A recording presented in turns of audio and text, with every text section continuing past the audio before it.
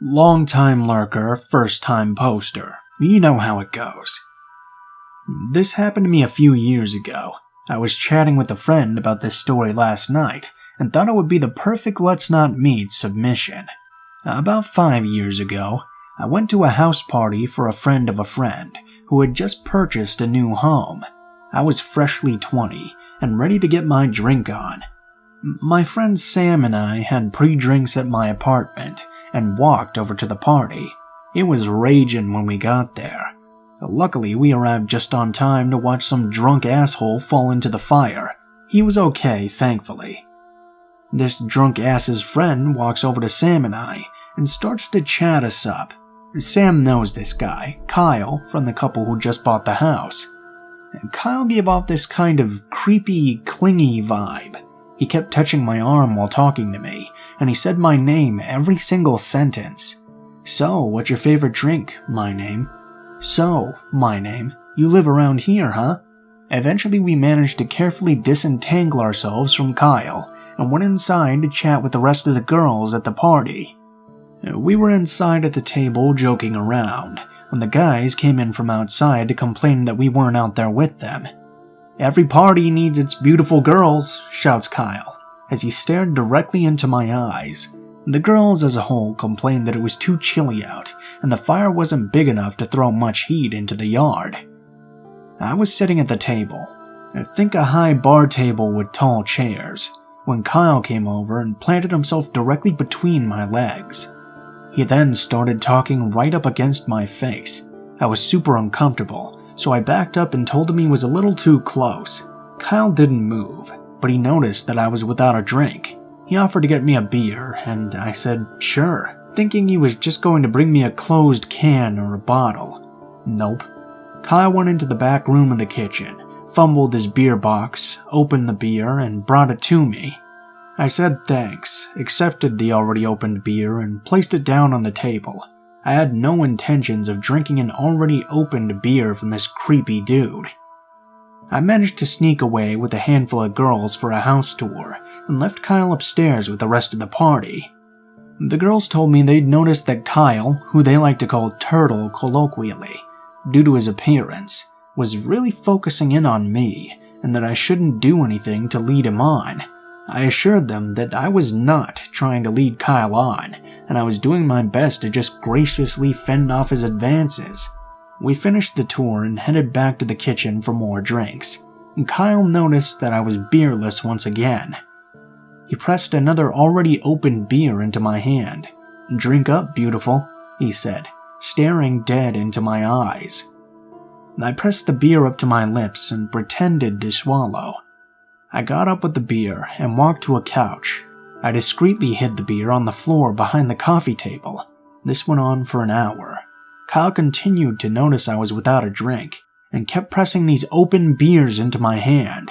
I kept walking around, leaving open beers in various places in the house, and never drinking them. Finally, Sam came to me, and said she wanted to go home. Thank God.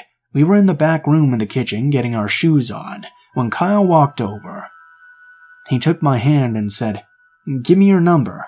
I can't believe I got to spend so much time with such a babe tonight. I'd love to get to know you more." Kyle said this in the most cold, monotone voice, while staring deep into my eyes. I had chills. I pulled my hand out of his and said, "Give me your number. I'll text you sometime," with zero intention of ever putting the number into my phone, or texting this psychopath. I was honestly afraid of what would happen to me if I outright said no to him. There was something empty and cold about his eyes. Kyle took my phone, though, and put himself into my contacts. He looked at Sam and said, "Hey, any chance you could give us a minute? I'd like to say goodnight properly." Kyle grabbed my waist hard and pulled me towards him.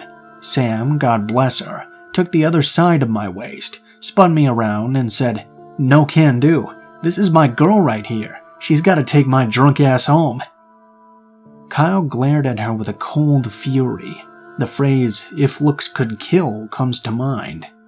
Kyle was still holding my phone, and texts himself from it so he has my number.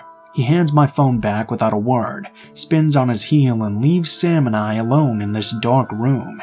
We leave, thankfully without incident. Kyle texted me steadily throughout the night.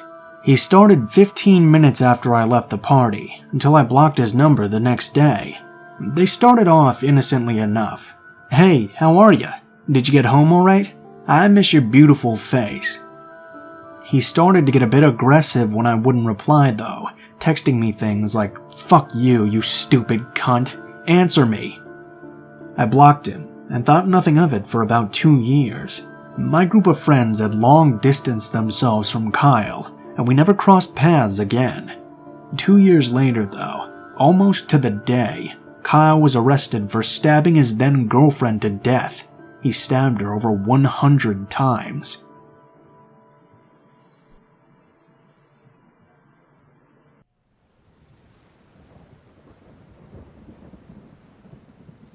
This happened when I was in college. I lived in Isla Vista, the student community at UCSB, notorious for being a party school. It lived fully up to its reputation. I like to party, but holy shit, these people were off the wall. As such, there was a lot of people who would put themselves in dangerous situations. Drinking to excess, not being careful, not locking doors. It had a very isolated and insular vibe, and anyone who was hanging around who wasn't college-aged immediately looked out of place and strange. One night, after having a few drinks, I came home to my small house, where I lived with 2 other girls, at probably around 2:30 a.m. We were all serious students. I was actually probably the least serious out of all of us. When we partied, it wasn't your typical UCSB mega rager, more like a small get-together with some friends. We would often have a few people spend the night, sleep on our furniture, in our beds, as the case may be. That night, my roommates had had a few people over who I didn't know, and I saw when I returned home that one of them had opted to sleep on the couch, from the shadow that I saw there. I didn't turn on the light though, so that I wouldn't wake anyone up. As I was passing by the couch to enter my bedroom though, I noticed that the figure was lying very stiff. He had this weird energy to him. He was lying down, but it was like he was putting all of his energy into lying as still and rigid as possible. I paused, and the man quickly jerked his head to face me, without moving his limbs, so quickly that it actually startled me. I could see his wide-open eyes, glinting in the dark. Figuring that I'd startled him, that he might be drunk, or maybe on some kind of stimulant and unable to sleep, I hurried past into my bedroom and locked the door. The dude made me nervous, and I wasn't taking any chances. I managed to fall asleep. At 4:30 a.m. though, I woke up. There was a strange sound at the door, almost like somebody was drumming their fingers against the wood very quietly. I lay still and listened. There were more quiet sounds, like someone scratching the door with their fingers, which got louder and louder, until it was clear that he was using both hands and scratching as fast and hard as possible. It created an extremely loud and intimidating sound that filled me with fear. I got my cell phone out and texted my roommate, because I was too afraid to make any noise. "Hey, your friend is freaking me out, dude. Is he coked out or something? And can you go talk to him? He's banging and scratching on my door." She didn't text me back, probably because she was still asleep. I texted my other roommate to the same effect, covering all my bases. Keep in mind that the scratching had been going on at this point for a couple of minutes. I had no idea how he could have sustained it. Scratching a wooden door with your fingernails can't feel good at all. He also grabbed at the knob and started to jiggle it super forcefully. Because neither of them answered, I decided to call and really wake them up, though I was scared to make a sound still. I know this sounds stupid, but there was something seriously horrifying about being teased like this through the door. I knew that he was trying to terrify me. I felt like a little kid, but I could tell the guy was fucked up or something, and maybe the police needed to be called. I wanted to loop my roommates in, since they were my friends as well. The scratching stopped abruptly, and I called my roommate who answered sleepily. "Yo, your friend is messed up. Can you please deal with it? Like, do we need to call the cops or something? He's seriously scaring me, and he was scratching at my bedroom door. It's really fucking weird." She didn't say anything for several seconds, and when she did speak, there was suddenly no sleepiness in her voice at all. "What friend?" she said. "That guy that was sleeping on the couch." She was quiet again. "We didn't have any guys over. Call the police now." My adrenaline surged, and I told her to please lock the bedroom door as quickly as possible. I realized I hadn't heard the scratching in a while, and I had no clue where the man could have gone. I heard a loud banging in the other end of the house, where my roommates Lauren and Monica shared a bedroom. The banging was followed by the sound of them screaming in fear. I quickly dialed the police as this maniac proceeded to bang against the luckily locked bedroom door of my two roommates as they screamed. The heaviness of the blows left no doubt. He was trying to break the door down. I told the 911 operator the situation, and she dispatched 2 cars right away. The police in Isla Vista are generally used to peeling drunks off the sidewalk and breaking up brawling frat bros. This was really serious and strange, and I think the dispatcher got the sense from my tone how terrified we were. She stayed on the phone with me the whole time. At one point, the banging stopped and everything was quiet for a while. I was talking with the dispatcher when I looked down to see that the man had slipped his fingers through the 1-inch gap between my door and the floor and was just kind of waggling them around, making this strange sound. I screamed and backed away, which is my biggest regret about this situation, since when I look back on it now, it would have been awesome to just stomp the shit out of those fingers and hear the man scream in pain. When the cops rolled up, I heard running and the sound of our sliding glass door opening and closing. Then, he was gone. The cops never caught him. He had broken in through our side door by jimmying the lock somehow. My door was covered in what appeared to be huge gouges that he'd made using a pair of scissors that he'd left discarded on the ground before he ran. What terrifies me the most is that I walked right past him. I looked him right in the face. I realize now that he wasn't trying to sleep or on drugs, but he was lying so still like that because he was trying to hide. He probably heard me opening the door and freaked out because he hadn't realized there was another girl living there, and he was trying to blend into the couch in the darkness.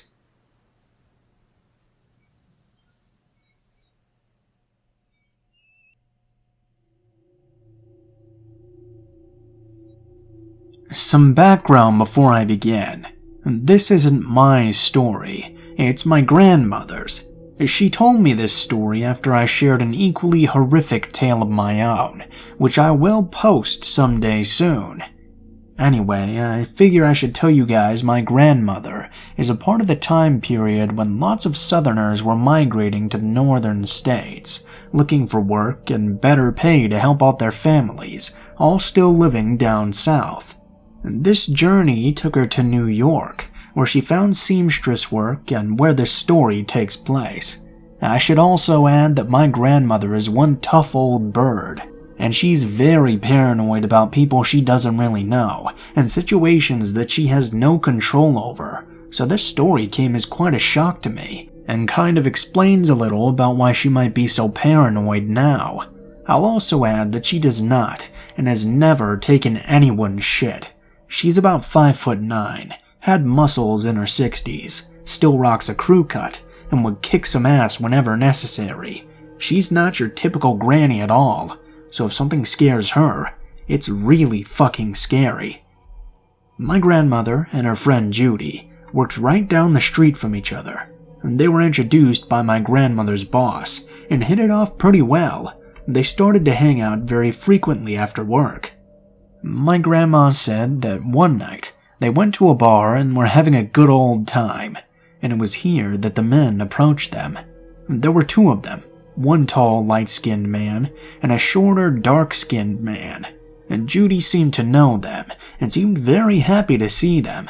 She introduced them to my grandmother, and so they all decided to hang out for the evening. After a while of drinking and having a good time in the bar, the men started asking Judy if her and her beautiful friend would like to come back to their house to continue the party since the bar was going to close very soon. My grandma declined, as she's always been paranoid. She said the men were giving off creepy vibes all night, doing things like whispering when they thought she and Judy weren't paying attention, giving the general creeper stare that us women become accustomed to noticing, and the shorter dark man kept trying to touch my grandma's waist and wrist. She said he was ugly as hell, that he looked like an old screw-faced beagle, in her own words. He was so short that she practically towered over him. At one point he tried to hold her hand, and she gave him her patent "I'll fucking kill you" look, and he let go. The tall man persisted with the after-party idea, saying they could go play cards and dance some more at their big, nice house. He promised that others would be there as well to party and play cards.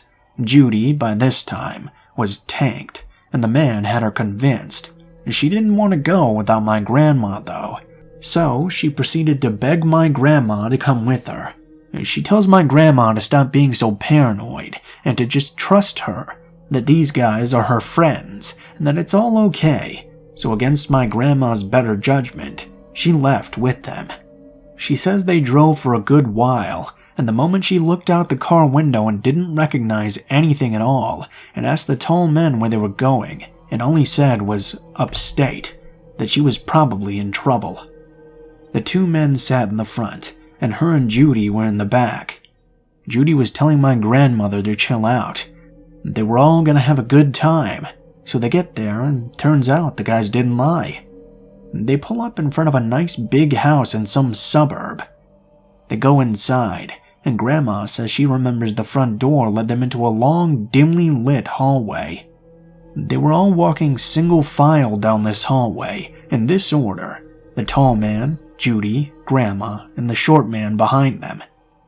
She said that at the end of the hallway, there was a door which they went to, and the tall man had to stop to open it with a key. She saw a big rat in a spare room off the hall run across a dirty mattress with horrible brown stains all over it. She says this is what initially creeped her out about the house. The stains looked like dried blood, and it was the only thing in the room, just lying in the middle of the barren floor. They're all waiting for the tall man to open the door, and my grandmother is 2 seconds away from losing her shit.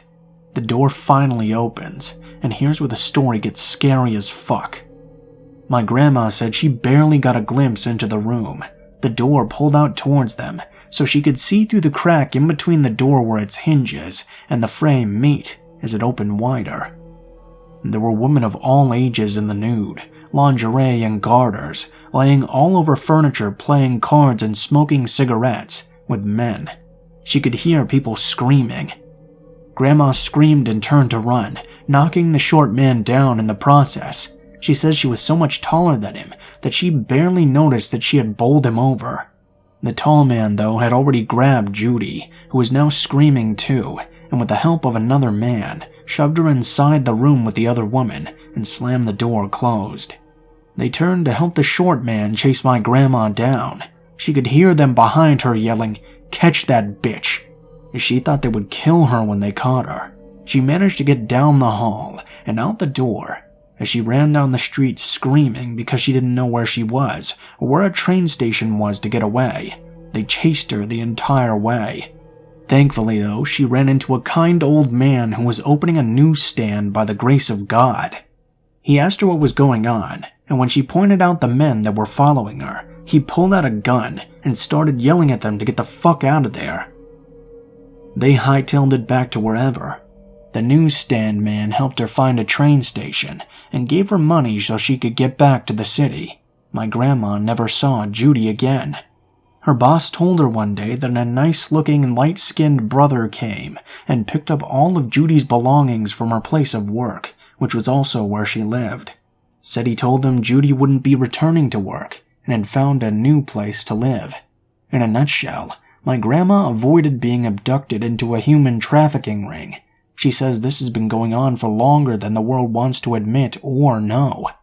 For those of you who ask, like I asked my grandma, why she didn't call the police, you have to understand. My grandma didn't know where they took her, or if she had been given real names at all.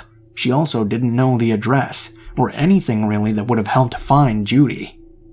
Also, being from Alabama back then, she didn't have much faith that anything would be helped by the police, and was afraid of them and what the men might do to her for meddling. She says she wishes she could have just convinced Judy not to go, and for a long time, she felt guilty about being the only one who got away. I'm glad she did though. I might not exist if they had caught her.